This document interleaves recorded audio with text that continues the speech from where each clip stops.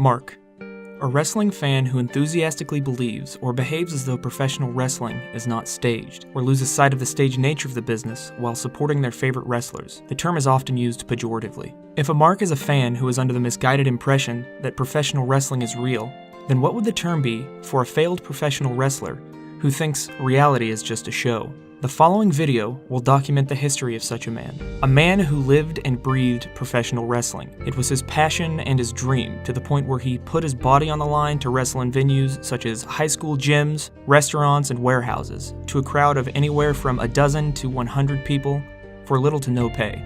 All with the almost certainly unattainable goal of becoming a commercially successful and presumably rich professional wrestler, an escape from the heavy chains of his miserable reality. He never found that success, likely due to his small stature, tumultuous personal life, and nearly debilitating anger issues. However, he was able to vicariously achieve his goal of becoming a larger-than-life star by crafting a character to portray himself as to the internet. While his skill at building this character was impressive, as displayed by his nearly overnight success on YouTube and the cult-like following that would arise from it, his incessant lying, exaggeration, and hostility towards any of those who would dare question or critique him would earn him a list of enemies a mile long. But ultimately, it was his willingness to use and manipulate anyone and everyone for his own personal gain that pulled the curtain back on his wrestling fantasy and brought him crashing back down to reality to face the consequences of his actions, leading to one of the swiftest and most brutal falls from grace I, and likely many others, have ever witnessed on this platform. This is the tale of Tonka, the man who tried to fight the world.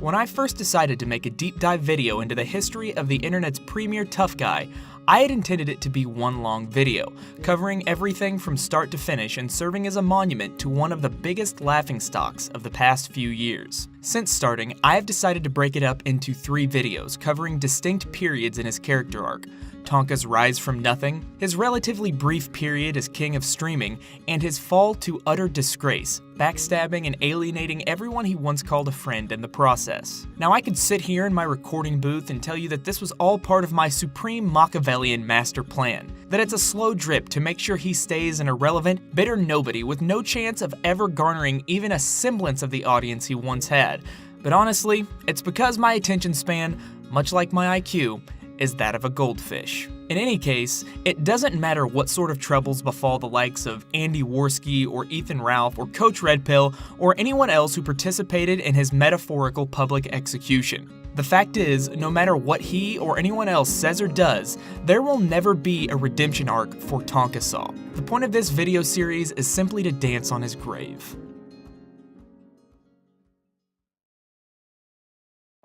Cause I'm not internet people, and that's not an insult to you, because I know that you are definitely internet people. My portal into fucking internet people was always gym videos, and then when all this shit starts happening, my channel goes from having 30 people watching it to now there's 200, and Jim's making videos about everything. I'm like, oh god, it's getting too close. I'm gonna be in one of those videos. I'm gonna be one of those people. I'm gonna be internet people.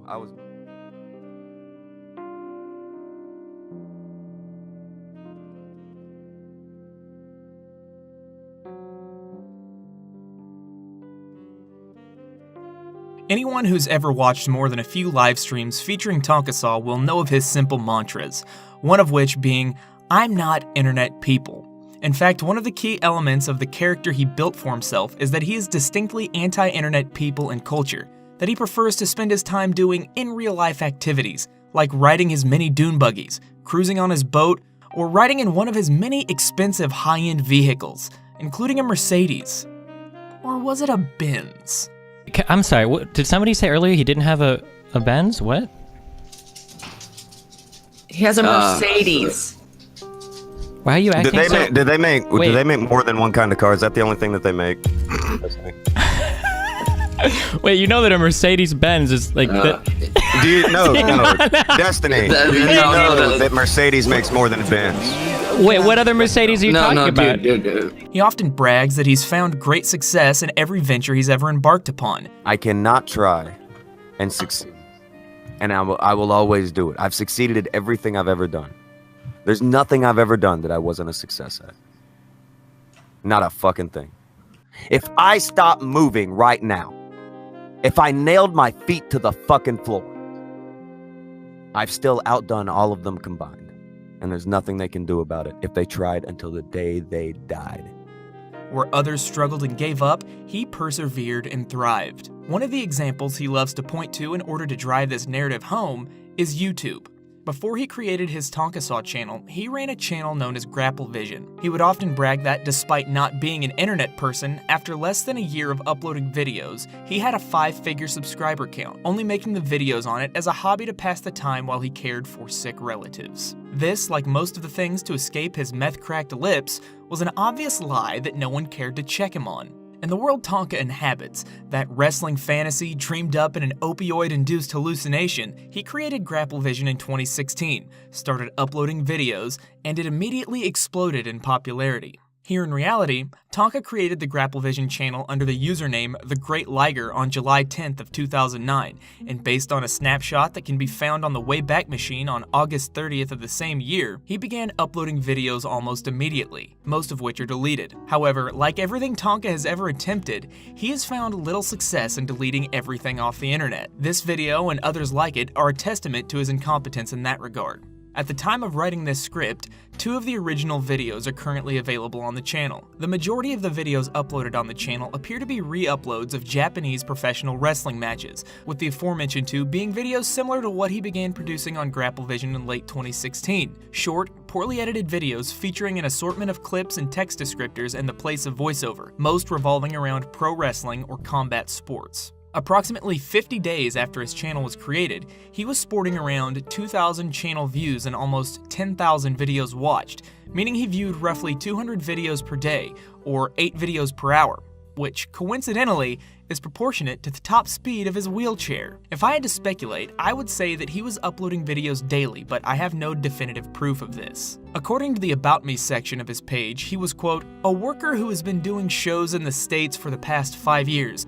My life pretty much revolves around the ring." This can be corroborated with footage uploaded by a friend or colleague during the same time period. Contrary to the high-paying gig in front of a massive crowd he so often claimed, we can see that he's performing in what is most likely a rented warehouse to a crowd of fellow low-level indie wrestlers and their families. A quick glance at the channel comments will show us that even in his earliest days on the internet, he was still engaging with trolls and talking about how they would get their asses kicked in an IRL fight. Mash Murder Mike: "Hey LOL Isle, why did you take down the link telling how your old boss at the batting cages touched you?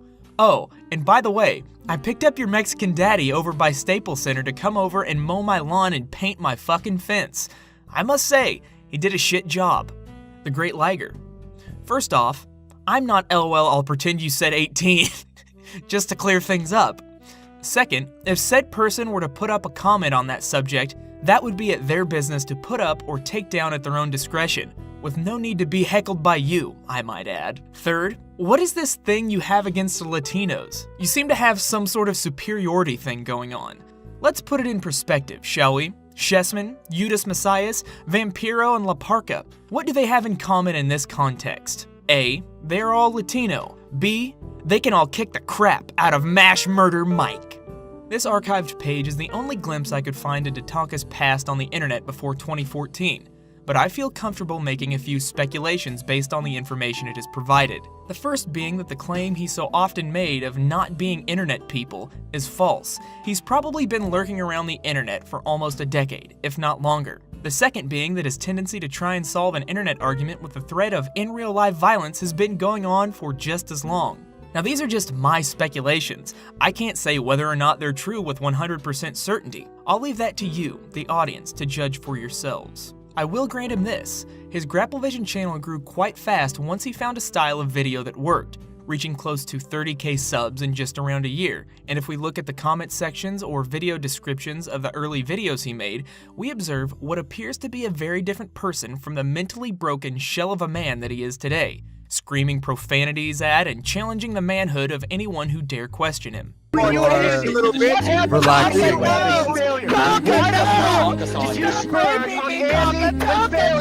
Because Zoom came on here.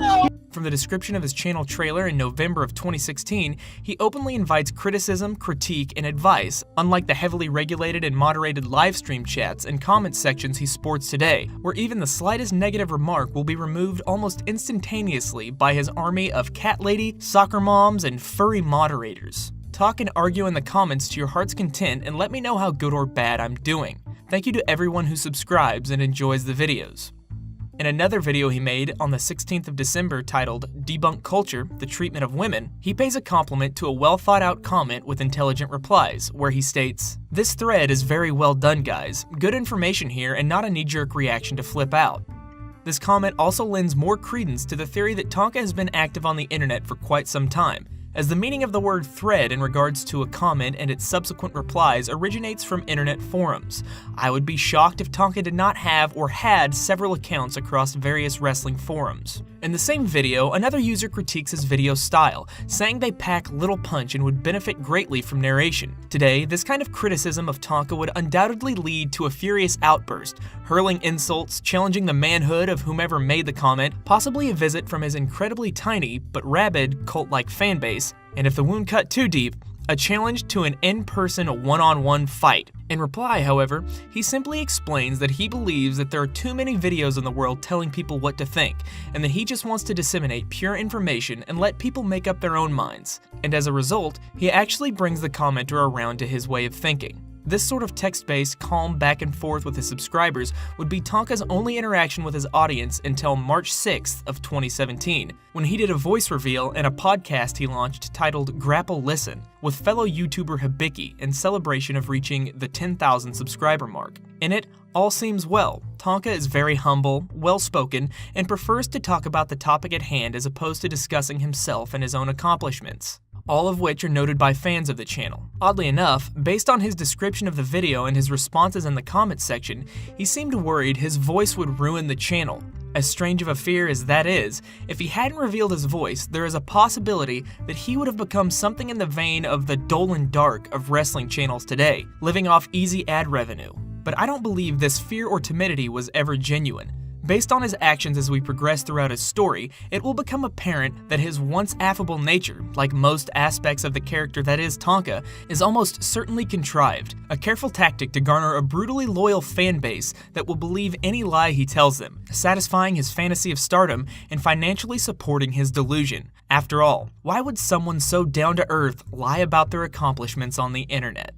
Now, during the lead up to Tonka's voice reveal on his GrappleVision channel, he started to develop an interest in what would be referred to as the skeptic community of YouTube. He reached out to a content creator by the name of Liz Reptile and asked her what would be the best way to enter that sphere of YouTube. She advised him to create a new channel, separate from GrappleVision, in order to save his wrestling channel from being flagged by any social justice warriors he may upset. And thus, the Tonka Saw channel and persona was born, or so we would be led to believe. There are no archives of the Tonka Saw channel before this point, but it was created December 15th of 2013, almost 3 years before he ever contacted Liz. After mirroring one of Liz's videos, they began to develop a rapport, and 1 month later, they did a collaboration video titled The Possible Truth in Advertising on YouTube, based on Tonka's rather bizarre theory on the adpocalypse. He was then invited on a stream to discuss the topic, hosted by Liz and featuring YouTubers Logic, Kraut and T, Based Mama, and Wizard of Cause. Wizard of Cause joins the stream midway through and proceeds to go on the long, insufferable rants he's known for, about being a YouTuber for the sake of art and self-expression, which causes Tonka to lose his temper with him. As somebody who is fucking as cornered as you can fucking imagine, who's as boxed in as it gets in terms of what they can actually do for a living. You just said you're not boxed in. You've made the Yeah. point this entire no, stream to talk This about has how allowed- unboxed this in has you allowed are, and now you're trying to This say has that you are the no. most boxed in. Listen, man, I'm not saying I'm the most boxed in. What I'm saying is that You just said you're the most boxed in. No, I did not just say I'm the most boxed in. I said that I am boxed in. That was the quote you gave. While this was justified and somewhat refreshing to the viewers, it was the first break from the calm demeanor that they were used to from him, and can be marked as the first act of the pattern of behavior he has become infamous for. Someone says something he disagrees with, and he immediately escalates to yelling in a bizarre argumentative tactic based more on semantics and personal insults than substance. The argument would have no doubt escalated into Tonka's trademark screaming and rage and low IQ frustration. However, Liz and the rest of the guests quickly changed the subject to focus on the topic at hand. During the same time period that he began his correspondence with Liz, he met the man who would stick by his side as his best friend and confidant until nearly the very end of his story, Failure Accomplished. Failure was subscribed to both Liz and GrappleVision, so when he saw Tonka mirror her video, he struck up a conversation, and from there, they began messaging each other in private, eventually getting to know each other through off-air calls, and after a time, becoming fast friends. Or so Tonka would manipulate Failure into believing, because in reality, he was nothing more than a meat shield for Tonka when he needed defense, or a cudgel when he needed to bolster an attack. Failure, you saw where I said that shit, yes? Mm-hmm. Was I very clear? Yeah. Failure, did I not go directly to him right when it happened? Wrote that to him in front of God and everybody. Yeah. Failure, is this the case? Am I leaving anything out? Am I trying to paint myself in a certain way? It sucks because it bothers you the most. That's what bothers me.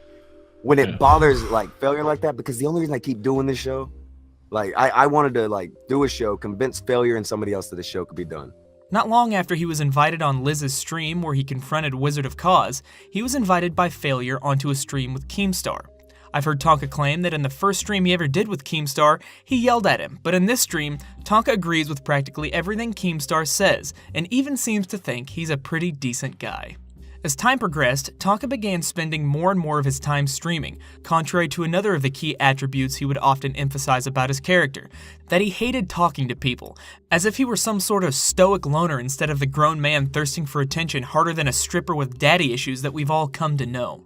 It was during this early period of streaming that we see Tonka first begin challenging people to fights, something he became infamous for, and which would eventually lead to what was most likely the most embarrassing moment of his life, the end of his internet career, and a Hall of Fame moment of YouTube drama.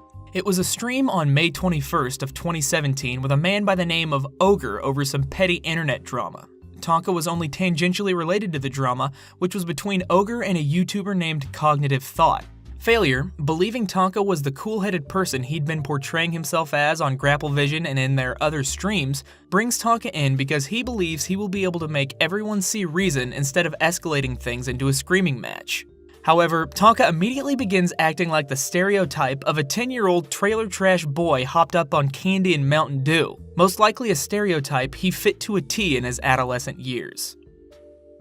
I have a ring. That's the thing I'm trying to say. I have a ring. Rough week. This is a lot of fun for me. It like releases steam. It's awesome. Oh, I hope it does. I have a ring, and I have the money to put up. If you're interested in going against Failure, but I saw that you kind of pussed out on the whole weight class thing. But luckily, I'm in your weight class. Weight class? No, I would. No. Shut up. I'm in your fucking weight class, kid. Kid. Hey, kid, I'm in your weight class. So lucky you, I'm in your weight class, and I'm trained. Yeah, I would fight in real life. Oh, me too. Oh yeah, and I have. I'm 3-0. I've never been in a Let's fight do in my this. life. That's why you show your face, tough guy, because you're really strong and really proud. That's why you hide behind that icon there. Is that why? No, it's because it's the only way I can get bitches like you to come and talk to me. You see me for real, and you're gonna be scared. Note his claim of owning a ring, offering to pay his opponent out of pocket, being 3-0 in amateur fighting, and saying he doesn't show his face because he's just too damn scary looking, that if he showed his face it would scare off anyone he wanted to fight. Because he repeats this pattern of behavior like clockwork, you can practically set your watch to his bouts of impotent rage. Ogre denies his offer, no doubt having better things to do than fighting another nobody on the internet. Predictably, this gives Tonka a false sense of victory and a massive boost to his ego. This is boosted even further by his e-girlfriend and eternal scapegoat, and one of the only people still by his side at the time of writing this script, Vamp Candy. As we can see in the comments section, Tonka Saw starts yelling, "Every pair of panties in the chat got wet immediately," when a real alpha male steps up. I don't know about you at home, but to me, this comment is spot on. Nothing says alpha male like claiming to be a trained fighter with money to throw away on beating up someone who made you mad on the internet, while hiding behind your avatar because you're just so buff and scary. It's actually very similar to a pickup line I use. I'll throw on a luchador mask, go to a bar, and approach the most attractive female in sight, telling her how tough I am. If she has a boyfriend, I'll get in his face and challenge him to a fight, knowing full well that everyone will separate us before a punch can be thrown. Works like a charm, every time. After this interaction, things progress quietly for a time. Most of the streams Tonka participated in with Vamp and Failure produced nothing of note. They were just 3 to 6 friends hanging out on a live stream, watching random YouTube videos. There was no one for Tonka to become enraged with in front of a crowd, but his desire to vicariously fulfill that dream of becoming a pro wrestling star was still within him, and it was building. Eventually, Tonka, Failure, and Vamp decided to launch a series they dubbed Cult of Cactus. A show where Failure would bring on interesting guests, and Donga would ruin it by being a self-centered twat. The show was the progenitor of the Morning Kumite, and it's where Tonka first meets the person who would deliver him the death blow, or more accurately, hand him the knife and watch him do the deed himself. Legendary female mixed martial artist Tara LaRosa. The episode takes place on August 30th of 2017, and was the 5th episode of their new show. Almost immediately, Tonka begins to humble brag to Tara that he has 3 amateur mixed martial arts wins under his belt and was at one time a pro wrestler. See, this is what I try to tell people. I don't know. I did 3 amateur fights back in the day, and I was a pro wrestler for a while. Just when you're a person who does that kind of stuff, you don't give a shit if people are like, "Oh, what do you like?" The classic fake internet tough guy claim. I'm a badass, so nothing anyone says ever bothers me.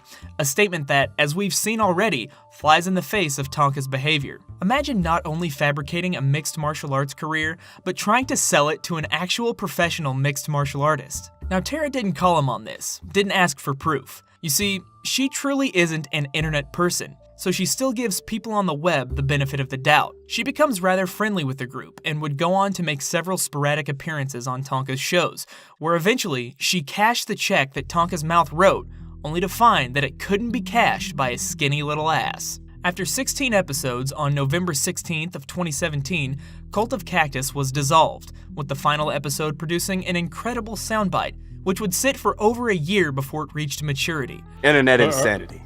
Are we safe from Mr. Medicare? Is he not going to make the I'm video pretty on? sure we're safe. I don't Okay. think he wants to talk about Liz, so we should be safe.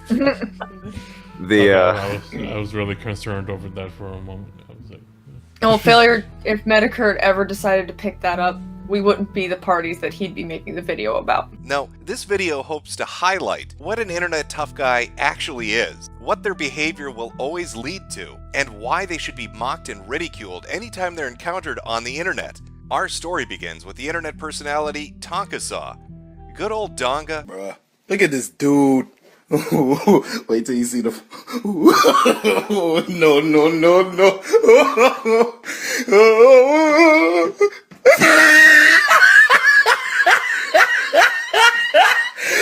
Look at the top of his head. Look at his lips. Presumably, the show ended because Tonka had began doing his own live show, The Morning Kumite. Not much can be found from the original Morning Kumite, as Tonka long ago wiped his older streams out of embarrassment, and had no real substantial following at the time that would have archived anything. From word of mouth and a few streams I went back and watched out of curiosity myself many months ago, the show was basically fabricated pro wrestling banter. The Morning Kumite didn't begin gaining traction until Andy Worski began appearing as a regular guest. Failure had been longtime acquaintances with Andy, both of whom were, at the time, in the YouTube skeptic sphere. Andy would go on the show to shoot the shit, but eventually it became one of the key platforms in the Kraut and Tease saga, a shit show of colossal proportions which fractured the entire skeptic community beyond reasonable repair. All because one oversensitive German lunatic didn't like what one girl had to say. She She, sorry. So I can't talk about this. It's still too soon.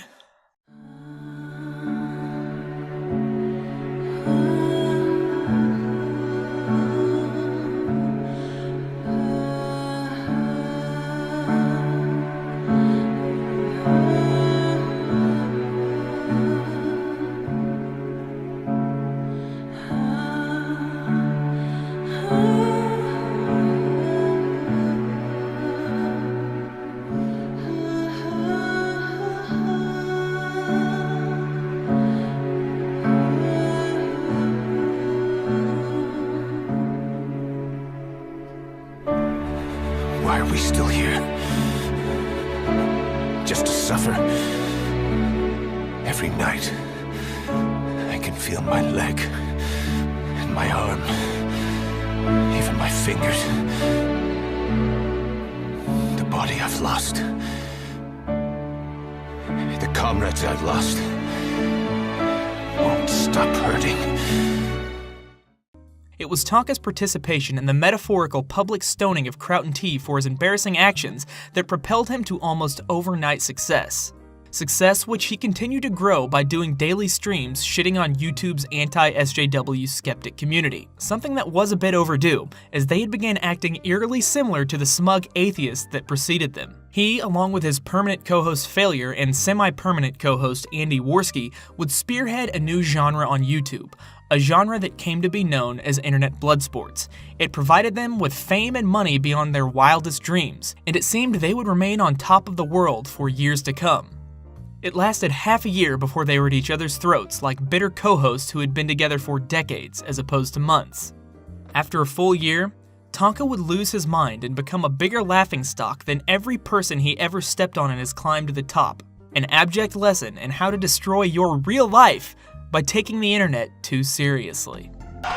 Like you said to me, Tonka, the last thing I heard you say before I started training like a man, you said don't ever step up to a man. But you ain't here, and I've been stepping up. I'm a man, and don't you ever step up to a man. How? Meet Tonka Rolling Wheel of the Disabled Tribe. Tonka hunts shiny rock in magic firebox. Tonka not do gay op. Tonka lack comprehension skill to use Discord.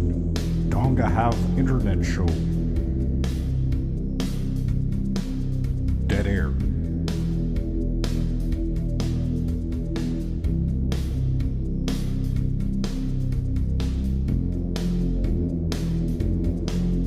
I say, whoa, Kimosabi. Dead air. I say, whoa, Kimosabi. Dead air.